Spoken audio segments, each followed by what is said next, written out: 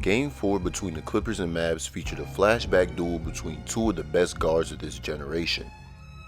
Kyrie and James Harden put on a masterclass of shot making and clutch buckets down the stretch in one of the best atmospheres we've seen this postseason. This game, specifically the fourth quarter, made me appreciate the stars we still have in our game, producing at this high of a level despite their age. I want to give flowers to the legends who showed out this game, how they did it, and how this crazy Game 4 ended.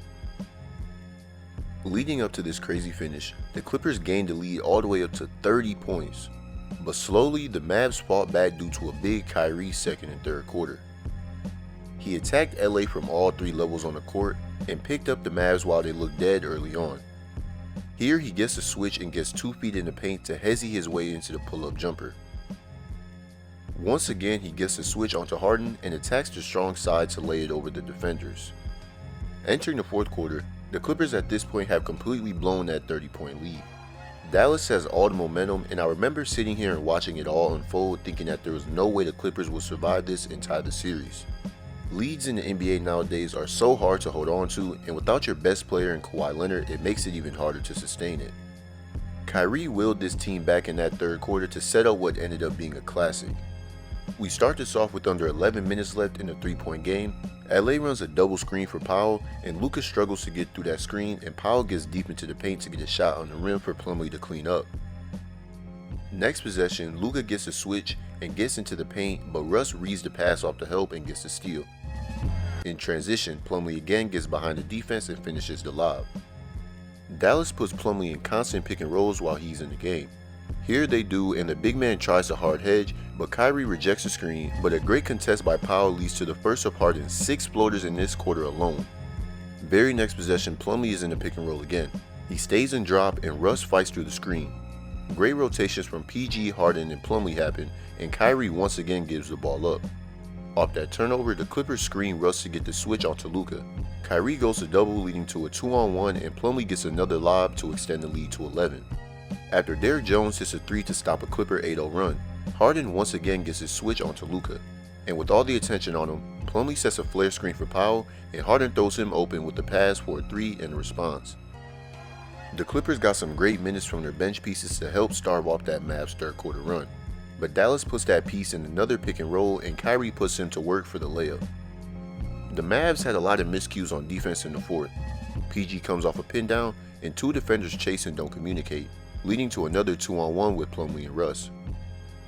Here again, another pin down and Kleber and drop leads to the Clippers big man again getting behind the defense, leading to the foul. Then back-to-back threes from Dallas sets us up for the back and forth between 2 Hall of Famers down the stretch.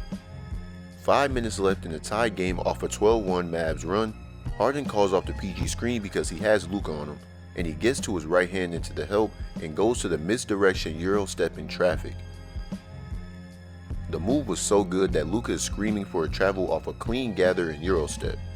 But then back down the court, Kyrie fights through PG to get to a spot and finish off the glass. The Mavs kept Luka on Harden for some reason, and he gives Harden his left hand into the strong side of the court so Kyrie can absolutely not help off the corner, and he gets to that floater once again. After a PG block on Kyrie, Luka is now on man, and as man goes up to set a screen for the switch onto Luka, Kleber wisely switches himself onto man, but this isn't that much better of a matchup, and the Beard makes quick work out of him and uses a hezzy to get to that floater again. A few possessions later, after a missed Harden floater, Kyrie makes this absolutely ridiculous hanging layup over 3 Clippers defenders. Seeing plays like this really makes you wonder if this is the most skilled point guard of all time. At this point, Kyrie is up to 38 points and 12 in the fourth, but Ty Lue, Harden, and PG are ready to fight back for a crucial next possession. The Clippers draw up a beautiful play to get PG leverage out of the post, but he mishandles a catch and is left stranded on an island against one of the better defenders on the Mavs. He tastes and makes the biggest shot of the game thus far as he's buried in a coffin corner and rainbows it over for the 3. The footwork to get that far behind the line and that much separation cannot be done by many players in the league. Off a stop, you know what time it is. Harden switches onto PJ Washington and goes to his weak hand and hits another floater for the and 1. After 2 Luka free throws, one last possession to ice the game. The Clippers' best offense up to this point was Harden isolated with the shooter on the strong side. He tried to get the switch again onto Luka, but PJ stayed solid. Harden attacks Washington's top foot, and once again Kyrie can't help off Powell, and the lack of rim protection is glaring again as Embiid hits his 6th floater of the 4th quarter. Harden single-handedly saves the Clippers' chances in this series without Kawhi, and the Clippers start off a crazy run from a blown 30-point lead. 2 30 pieces from your 2 stars on the road down 2-1 in the series is what movies are made of, and the series is now 2-2 heading back to a pivotal Game 5 in LA. I'm going to go out on a limb and say that this series will go to 7 games with or without Kawhi. The Clippers still match up really well with Dallas and have the depth to keep up without their top scorer. But the Mavs need to get more from Luka Doncic, even if he's averaging 29, 10, and 8 for the series. He's had some really bad shooting nights and even said himself that he needs to step up to help Kyrie. This series might be for the chance to get to the Western Conference Finals as both teams stack up great against OKC.